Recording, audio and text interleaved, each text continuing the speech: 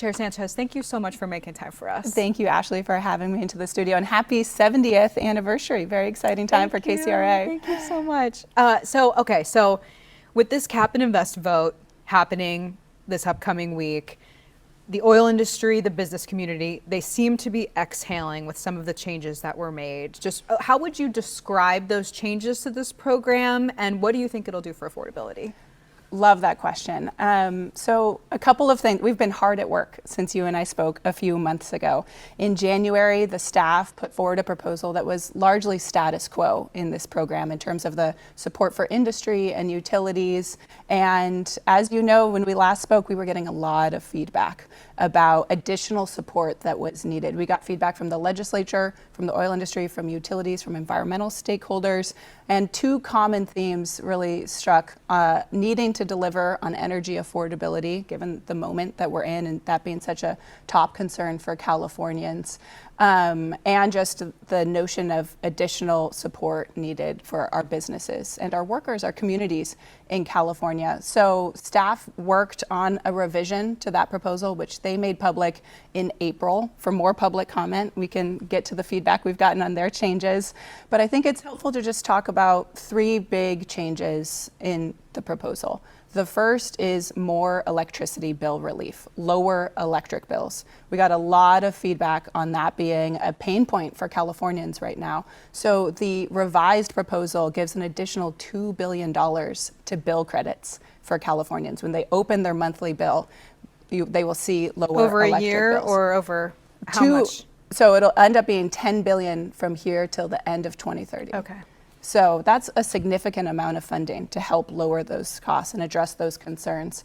The second big change is the additional support to the industry. You mentioned the oil industry, but we also have cement, steel producers, food processors in California. So we're proposing an additional $800 million in compliance support to help keep costs down and to ensure no additional pass-through costs to Californians, being really mindful of costs of this program. And then the third, which I'm really excited about, is an expansion of what we called the Manufacturing Decarbonization Incentive. That is essentially a new fund that will help businesses in California invest in their facilities to drive down pollution. Think about making upgrades to their facilities or switching out fuels. Again, another instrument of compliance support that will help to address supporting businesses, maintaining their work here in California, and frankly, helping us achieve our climate goals. And where's that money coming from, the $800 million? So the $800 million, I'm glad you've asked this, because all of the funding is essentially us divvying up a pie. So in making those three big changes, we have essentially increased the amount of allowances that are going to utilities, lowering bills, increase the amount of allowances going to industry. That means a commensurate decrease in the amount of revenue going to the Greenhouse Gas Reduction Fund, the state-owned auction allowances. And that is something we've been getting a lot of feedback on in terms of the April proposal, both from stakeholders that benefit from that funding and from members of the legislature. There have been two loud voices on this, and I'm going to start with the oil industry just because we're in this moment where there is a lot of uncertainty around our supply. Should the war in Iran persist, the Strait of Hormuz stay closed? Is this proposal a Band-Aid between now and 2030? Because the oil industry is saying that some of these changes are fine for now, but 4 years later, they don't really know what the future looks like for them in the state. Yeah, and I appreciate that concern. I think there's a couple of things to highlight. The proposal does offer that short-term relief that we heard from industry is needed. You mentioned the Strait of Hormuz, obviously the global energy disruption that is happening, but also federal tariffs, immigration issues. We are in a moment of economic uncertainty. And that's why we really need to take time to figure out what beyond post-2030 those numbers should be, that amount of support. We know that we need to offer that short-term relief while working on the longer-term solutions. And I'll tell you, I appreciate from the oil industry, frankly, that sounds to me like their long-term commitment to this program. They want to know what those numbers are beyond 2030, and we're committed to working with them and with all of our stakeholders, with members of the legislature, to figure out the right amount of support going forward. The leader of the California Energy Commission has said that the state needs to protect its current refiners. I mean, is CARB involved in those conversations? Is that something that you're also committed to? We are actively involved in those conversations. I spoke to that leader earlier today. In fact, we have deep collaboration across our agencies and frankly with state and local governments as well. We know that we are in this moment of mid-transition. We know that we need to ensure that Californians have access to reliable and affordable transportation fuel supplies while we continue to work towards carbon neutrality by 2045. So CARB is absolutely at that table and making sure that we are balancing, keeping those refineries in state operational, making sure that fuel supply is in state while not losing our North Star of carbon neutrality. But so the cap and invest changes, it still incentivizes imported fuel, which was a concern flagged in recent hearings, just given, again, this geopolitical moment that we're in. And the lack of competition or the competition that is created between the refiners in state and then those companies that are bringing in that fuel, the companies who are refining here feel like they get the short end of the stick if these other companies are able to bring it in from places like Asia, India, South America. Yeah, Ashley, I'm so glad you've raised that. So that is something that, as you point out, has been raised recently and is a phenomenon that's changing, that increased amount of imports. That, again, is why I think the staff need to take some time, look at all of that data, the cost comparison, and think about what beyond 2030 that support needs to look like. Again, that's how we kind of bifurcated. Additional near-term support is needed for a long list of rationale and looking at additional analysis, what the cost of those barrels are coming from India, Singapore, what have you, and think about, again, protecting businesses in California and their workers. And just, it's confusing. I mean, is cap and invest meant to help with greenhouse gas emissions or local air quality in the state? Yeah, it is. I'm glad you've raised this because when I think about the statutory direction to CARB was to reduce greenhouse gas emissions. That is the primary goal of the program. But we were also directed to minimize leakage, which is essentially businesses leaving the state, to think about cost effectiveness of regulations. And when the legislature passed the bill last year, they added an emphasis on affordability. So what the staff proposal is really trying to do is strike a balance between all of those goals, knowing that we cannot reduce greenhouse gas emissions at a cost to consumers that is extraordinarily high or a cost to businesses that forces them to leave the state. But with the demand on oil and gas and this type of fuel, is having fuel refined and produced in Asia, in South America, in places where there is not California strict standards in air quality and labor and environmental regulations on those groups, and then bringing it over on tankers, is that helpful to the global greenhouse gas emissions in this world? Yeah, well, I think that is the issues you are raising is exactly why the staff thought that additional compliance support was needed here in the near term beyond status quo.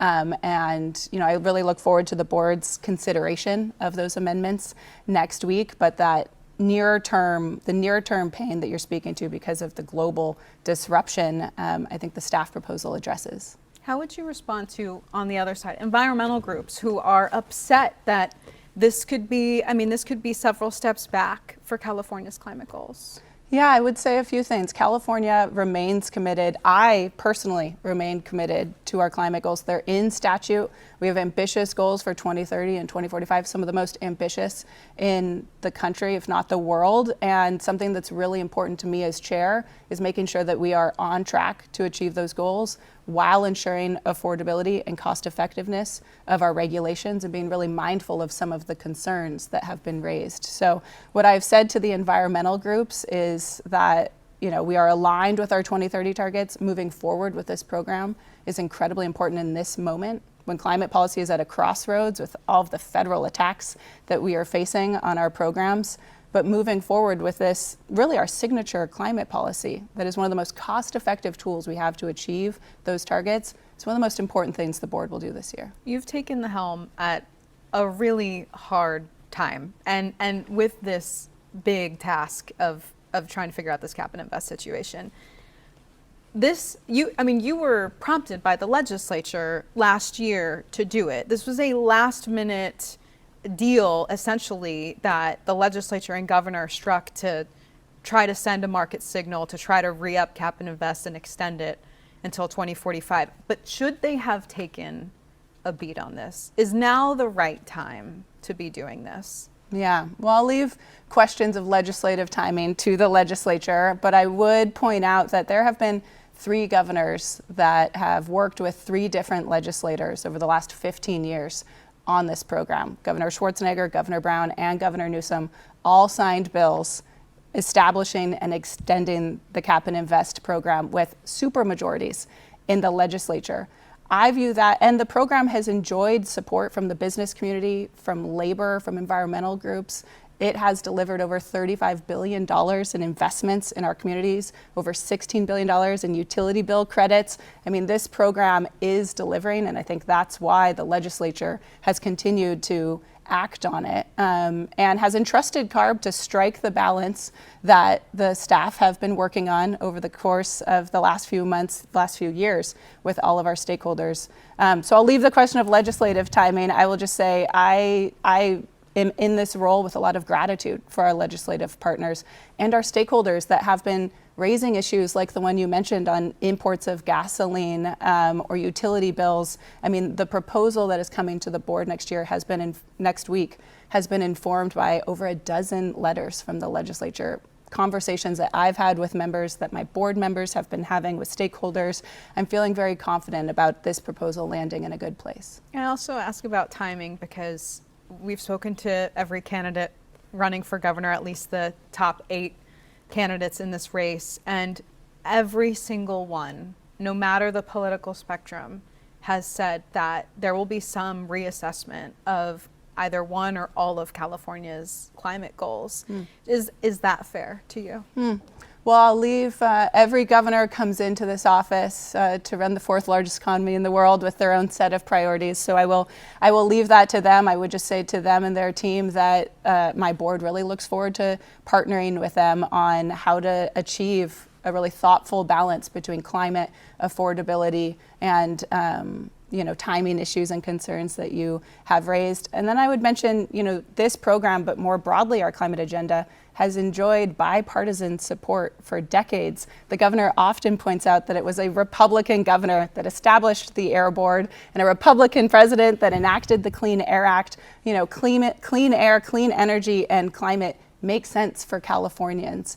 And, this isn't a plea to a future gubernatorial candidate, but rather just a long track record of success and a commitment to keep delivering for Californians and protecting their public health. Would you hope to be in this position? Would you still be CARB chair depending on who the next governor is? I'm very focused on our big vote next week. Again, a big vote in front of the board. And as I mentioned, I've been speaking with board members, with stakeholders, with members of the legislature. I actually just got back from an annual summit with our transit colleagues who are very invested in this program as well. So I'm working hard to make sure that next week goes well, and beyond that, we'll have to see. And then, so the steps with next week's vote, in terms of there may or may not be approved, and then what happens if these rules are approved by the board? If approved by the board, these rules go into effect on September 1st. But it's really important to know that the work doesn't stop next week. The staff will immediately start essentially more analysis and data and rulemaking on some of the issues you've raised. What does the allowance support look like beyond post-2030? There are a number of other statutory pieces of direction from last year regarding offsets. We need to evaluate whether or not to link our market with Washington. So there are a number. I should mention this program has come to the board 8 different times. It is iterated on, it is amended. We try to strike a careful balance between all of the goals that I've outlined. But again, the work doesn't stop after next week's board meeting. We will stay at it. Is there anything else you think we should know before the vote next week? Just that this is a pivotal moment in time for climate policy in California and beyond. And I think we can send an important signal to the rest of the country about climate action and economic growth going hand in hand, but also being mindful of these affordability concerns that have been raised. And the staff proposal strikes a careful balance that I look forward to the board considering next week. Chair Sanchez, I really appreciate your time. Thank you so much. Thank you, Ashley, for having me.